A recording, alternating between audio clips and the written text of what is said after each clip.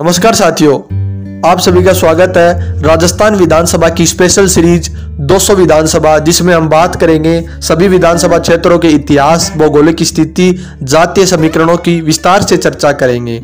जिसने भी हमारे चैनल को अभी तक सब्सक्राइब नहीं किया है तो जा करके सब्सक्राइब कर ले, लाइक कर दे और बेल आइकन को भी दबा दे ताकि आपको आने वाली वीडियोज के नोटिफिकेशन मिलते रहे। नमस्कार साथियों, आप सभी का स्वागत है हमारी राजस्थान विधानसभा सीरीज संख्या नंबर 9 में, जिसमें हम बात करेंगे सिरोही विधानसभा क्षेत्र के बारे में। सिरोही विधानसभा क्षेत्र के इतिहास, आगामी दावेदार और जातीय समीकरण के बारे में विस्तार से चर्चा करेंगे। दोस्तों बने रहिएगा हमारे साथ इस वीडियो के अंत तक।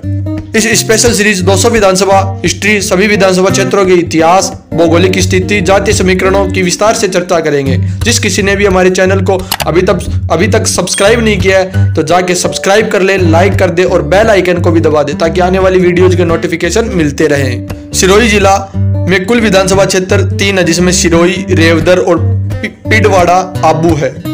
सिरोही विधानसभा का गठन राजस्थान विधानसभा गठन 1951 में हुआ। यह सीट 3 नगरपालिका, 2 पंचायत समिति से मिलकर बनी हुई है, जिसमें नगरपालिका सिरोही, शिवगंज व जवाला पंचायत समिति सिरोही व शिवगंज शामिल है। 2022 के आंकड़ों के अनुसार इस सीट पर कुल 2,76,000 मतदाता हैं। सिरोही विधानसभा सीट जातीय आंकड़ों के अनुसार मेघवाड़, राजपूत, देवासी बाहुल्य क्षेत्र है, लेकिन इस सीट पर लंबे समय से पूंजीपति वर्ग का दबदबा कायम है। राजपूत प्लस भूमिया 40,000, मेघवाड़ 38,000, देवासी 35,000 मतदाता हैं, जो इस सीट पर महत्वपूर्ण भूमिका में रहा करता है। ब्राह्मण, राजपूत, रोहित 25,000, प्रजापत 20,000, माड़ी 17,000, कलबी 15,000 मतदाता हैं, जो इस सीट को काफी प्रभावित करते हैं। गाची, मीणा, भील, सुथार, जैन 10,000 मतदाता हैं और रावणा, राजपूत, मुस्लिम, नाई, जोगीनाथ 7,000 मतदाता हैं, जो इस सीट पर निर्णायक भूमिका में रहा करते हैं। सिरोही विधानसभा क्षेत्र में 1951 से 2018 तक कुल 15 चुनाव हुए हैं, जिसमें कांग्रेस ने 7 बार, भाजपा ने 4 बार, निर्दलीय ने 3 बार और जनता पार्टी ने 1 बार जीत हासिल करने में सफलता प्राप्त की है। पहला चुनाव 1951 में हुआ। इस चुनाव में निर्दलीय उम्मीदवार जवान सिंह को कुल 10,939 वोट मिले और कांग्रेस उम्मीदवार दूली चंद को कुल 5,147 वोट मिले। इस प्रकार जवान सिंह ने यहां से 5,792 वोट से जीत हासिल की। दूसरा चुनाव 1957 में हुआ। इस चुनाव में कांग्रेस उम्मीदवार मोहब्बत सिंह को कुल 21,939 वोट मिले और निर्दलीय उम्मीदवार तेजाराम को कुल 17,191 वोट मिले। इस प्रकार कांग्रेस उम्मीदवार मोहब्बत सिंह ने यहां से 4,765 वोट से जीत हासिल की। दोहरी सदस्य चुनाव SC 1957, निर्दलीय उम्मीदवार वेरका को कुल 17,382 वोट मिले और हीर सिंह को कुल 16,129 वोट मिले। इस प्रकार वेरका ने यहां से 1,253 वोट से जीत हासिल की। चौथा चुनाव 1962 में हुआ। इस चुनाव में कांग्रेस उम्मीदवार धर्माराम को कुल 6,183 वोट मिले और निर्दलीय उम्मीदवार लालाराम को कुल 2,803 वोट मिले। इस प्रकार धर्माराम ने यहां से 3,340 वोट से जीत हासिल की। पांचवा चुनाव 1967 में हुआ। इस चुनाव में कांग्रेस उम्मीदवार मोहब्बत सिंह को कुल 10,940 वोट मिले और निर्दलीय उम्मीदवार पी राज को कुल 7,146 वोट मिले। इस प्रकार मोहब्बत सिंह ने यहां से 3,794 वोट से जीत हासिल की। छठा चुनाव 1977 में हुआ। इस चुनाव में जनता पार्टी उम्मीदवार रघुनाथ नारायण को कुल 18,523 वोट मिले और कांग्रेस उम्मीदवार रामलाल को कुल 17,458 वोट मिले।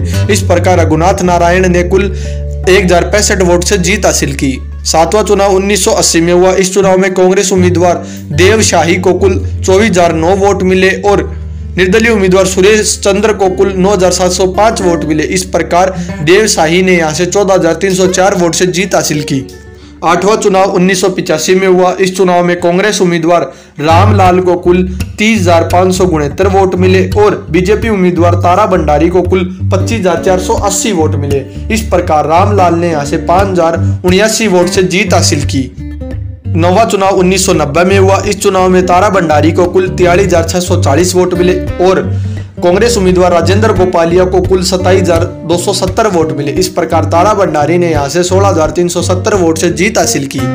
10वां चुनाव 1993 में हुआ। इस चुनाव में बीजेपी उम्मीदवार तारा भंडारी को 61,529 वोट मिले और निर्दलीय उम्मीदवार पूनम चंद को कुल 45,040 वोट मिले और कांग्रेस उम्मीदवार माधो सिंह को कुल 16,101 वोट मिले। इस प्रकार तारा भंडारी ने यहां से 12,285 वोट से जीत हासिल की। 11वां चुनाव 1998 में हुआ। इस चुनाव में कांग्रेस उम्मीदवार संयम लोढ़ा को कुल 28,435 वोट मिले और तारा भंडारी को कुल 21,633 वोट मिले। इस प्रकार संयम लोढ़ा ने यहां से 6,802 वोट से जीत हासिल की। 12वां चुनाव 2003 में हुआ। इस चुनाव में कांग्रेस उम्मीदवार संयम लोढ़ा को कुल 43,330 वोट मिले और बीजेपी उम्मीदवार तारा भंडारी को कुल 39,194 वोट मिले और दिलीप सिंह को कुल 6,907 वोट मिले। इस प्रकार संयम लोढ़ा ने यहां से 4,136 वोट से जीत हासिल की। 13वां चुनाव 2008 में हुआ। इस चुनाव में ओटाराम देवासी को 56,400 वोट मिले और संयम लोढ़ा को कुल 47,830 वोट मिले। इस प्रकार ओटाराम देवासी ने यहां से 8,570 वोट से जीत हासिल की।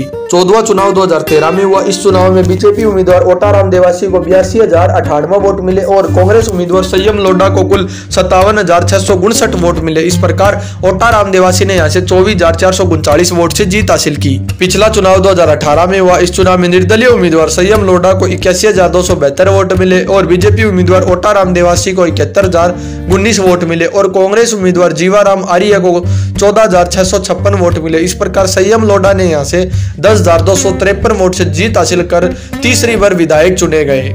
जैसे जैसे विधानसभा चुनाव 2023 आ रहा है वैसे वैसे संभावित चेहरों के नाम भी सामने आ रहे। इसी कड़ी में बीजेपी से संभावित चेहरा पूर्व मंत्री गोपालन विभाग राजस्थान वसुंधरा खेमे के भाजपा नेता और देवासी समाज का प्रदेश स्तर नेतृत्व ओटाराम देवासी, पूर्व प्रधान पंचायत समिति शिवगंज प्रदेश स्तरीय वरिष्ठ भाजपा नेता वर्तमान जिला परिषद सदस्य दिलीप सिंह मांडोली, वर्तमान भाजपा जिलाध्यक्ष 3 बार भाजपा जिलाध्यक्ष चुने गए नारायणी पुरोहित, जिला उपाध्यक्ष कांग्रेस सिरोही बटाना के वर्तमान सरपंच भवानी सिंह बटाना, वर्तमान निर्दलीय विधायक सिरोही 4 बार कांग्रेस के से चुनाव लड़ा और 2 बार कांग्रेस से विधायक रहे संयम लोढ़ा, सदस्य प्रदेश कांग्रेस कमेटी अशोक गहलोत के नजदीकिया हरीश परियार, पूर्व भाजपा जिलाध्यक्ष सिरोही, पूर्व प्रधान पंचायत समिति सिरोही लुम्बा राम चौधरी, पिछला चुनाव कांग्रेस से लड़े वर्तमान जिलाध्यक्ष कांग्रेस सिरोही जीवाराम आर्या।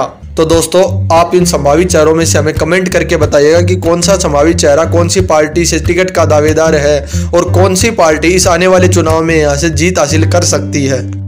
आप अपनी राय हमें कमेंट बॉक्स में कमेंट करके बता सकते हैं और हमारे चैनल को सब्सक्राइब करना ना भूलें। धन्यवाद।